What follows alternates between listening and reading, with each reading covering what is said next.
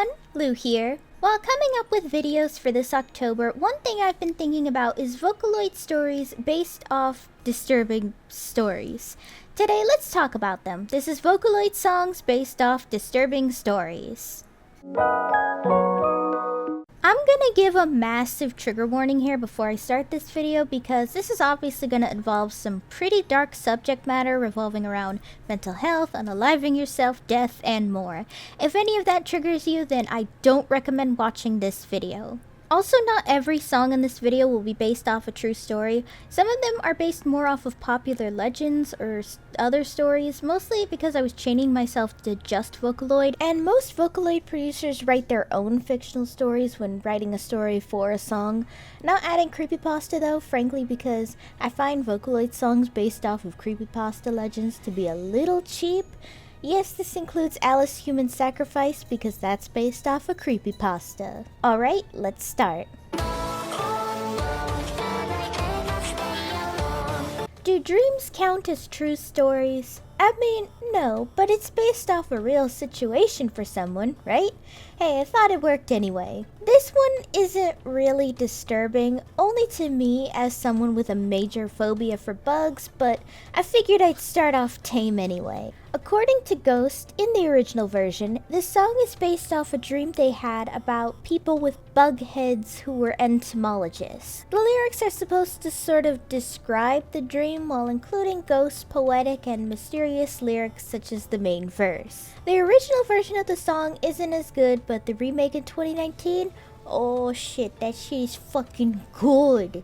If I could describe the way Ghost made music for this song, it kind of feels like a combination of Silent Hill 2's music and this really unique style of something. I swear I never know how to describe Ghost music other than punk religious bugcore. Overall, although a simple song about a dream the producer had, I find it personally spooky as someone with a major bug phobia. I love this song though, and I highly recommend it. This song is based off of the Aokigahara Forest in Japan, otherwise known as the Forest. However, Crusher herself says in the description that this song in particular was based off her own experience with unalived thoughts. Yeah, in case you couldn't tell, I have to be a little careful with my wording for this video. In Japan, Aokigahara is often used by clickbaity YouTuber tourists as a paranormal hotspot, but the truth is that it's just a particular place where people of Japan take their own life. No one is really sure why this forest in particular has so many people take their own life, but one documentary I saw a long time ago suggests that it might be due to the peace and quiet of the forest, as well as being secluded from everyone since most unalive themselves deeper into the forest where the public is not allowed. With this song in particular, the music is pretty good, albeit Miku's voice goes up a little too high for my liking with this particular mixing. I think if Crusher remade it today, this kind of high note as the main chorus would probably be mixed and tuned better, but that's just me.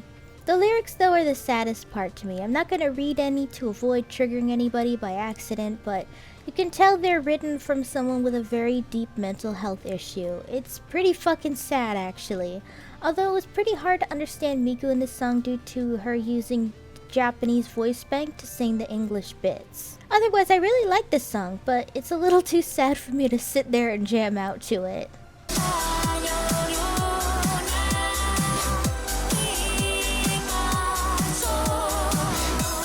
This is a very popular urban legend originating in Mexico.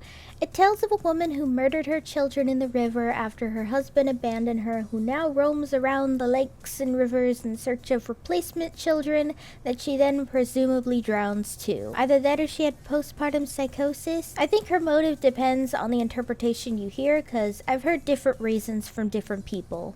The song itself basically tells the urban legend in the lyrics. A little too on the nose in my opinion, but I do really like the main chorus being in Spanish. That's really cool. And I do like Vocaloid songs that incorporate two languages.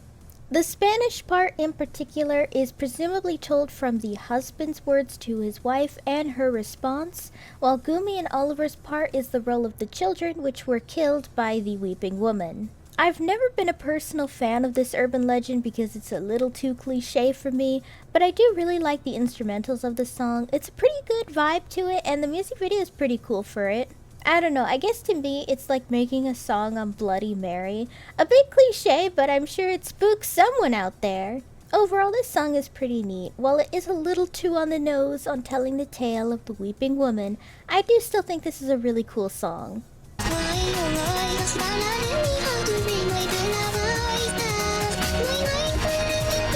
This song was actually deleted by Crusher P, but I ask that no one send hate to Crusher for this song, by the way. When Crusher wrote this song, she had no idea about the truth of the situation, as we all didn't know. Okay, so this song was written for a schizophrenic girl named Janny Schofield. Allegedly, her mother claimed that she was the youngest person ever to be diagnosed with schizophrenia. However, about 5 or so years ago, these claims of Janny being schizophrenia were allegedly proven false by both Janny's father admitting to the public that her mother has some kind of Munchausen by proxy, and CPS getting involved by removing Janny and her brother from their home. Her outbursts were allegedly due to physical abuse she was suffering from the hands of her family, and medical experts have said her other symptoms are likely due to high-functioning autism, which her brother was diagnosed with after being removed from the situation. The lyrics of this song in particular mention her hallucinatory friends she claims she had inside her mind, and Kalalini was apparently the place her hallucinations came from. The lyrics basically talk about her being tormented by her auditory and visual hallucinations and how agonizing it is for her. Although in real life Janny and her brother were removed from the home, Janny sadly went back to her mother when she turned 18, where she's continuously being allegedly drugged and manipulated by her mother to try and get custody of her brother back, who is apparently doing very well in his new home, so at least it's a happy ending for her brother for now. I know I've said allegations and allegedly multiple times in this segment, but I just want to reiterate, these are all allegations. I don't know the 100% facts. I mean, aside from the really fucked up outcome of the real life situation this song is based on, I actually do really like this song. While the lyrics can obviously be a little insensitive to people with actual schizophrenia, as it paints a certain stereotype about it, according to those who criticize the song anyway, I actually still really like it. The beat is good in particular. Like, when I hear this song, it's pretty hard not to hum along to the music, and Kayuki singing, for as problematic as this song is pretty good, and I can't really sit here and lie to myself and say the song is bad when it's not. I'm not gonna say don't listen to it either, because Crusher took down the song, so it'd be a little silly to say don't support something if no one is profiting off of it anymore. Also a bit hypocritical on my part when I made covers of Kalalini in the first place, but I made them before the situation was revealed, and I took them down immediately, so just want to throw that out there in case anybody wants to bring up that I actually did do covers of this song. Overall, good song, but it's just based off a really awful situation recently exposed.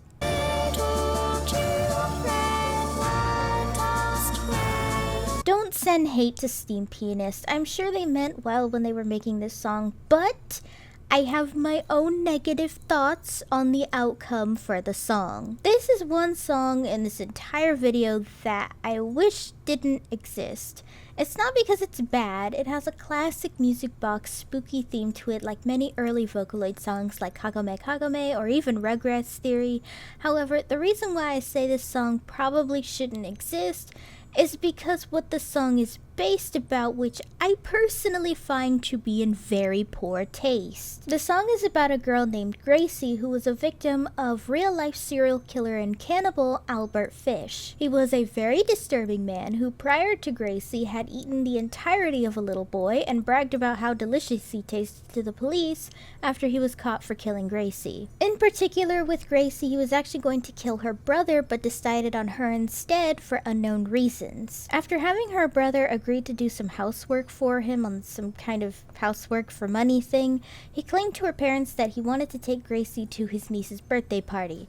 This was a lie, of course, especially because he didn't have a niece, but he pretended to be so kind and sweet that her parents trusted him to go off alone with their daughter. This was the 1930s, by the way, so the whole stranger danger thing just wasn't something incorporated in society back then. Gracie was then brutally murdered and eaten, which the song actually has some pieces of his confession note he told, but in reverse. Basically, he claimed he didn't assault her, which I call bullshit, and claimed she tasted delicious as well. Yet the man was fucking disgusting and sick, so to make a spooky song off of someone so disturbing feels like it's in very poor taste. Especially when the song itself portrays this like a childhood spooky legend, which yes, he did become an urban legend to children in the 1930s, but that's beside the point. I mean, I don't know, that's like making a song based off the Moors murders, Sylvia Lyken's murder, or the murder of Junko Furuta. Just feels insensitive to me. I don't know, maybe it's because I'm an avid watcher of true crime, so I know the details behind the poor victims, or maybe I'm just someone who thinks disgusting people shouldn't have songs based off of them. The song, though, like I said, is actually very good. While I think Oliver could have used some tuning in the higher notes, he's actually a perfect fit for the song, and the instrumental itself is actually really good.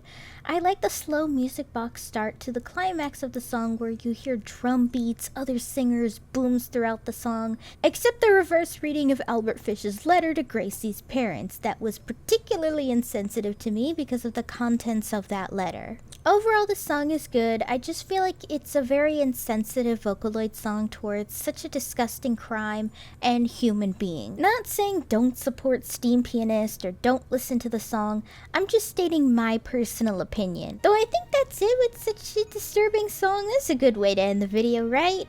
It's honestly kind of surprising how little Vocaloid songs are based off existing stories. Considering the infinite possibility of Vocaloid, I'm honestly surprised we don't have any songs based on, like, Mothman or something. With that though, thank you guys for watching. You guys let me know down below your favorite song in this video. If you heard of all of them or none at all, just let me know your thoughts down below.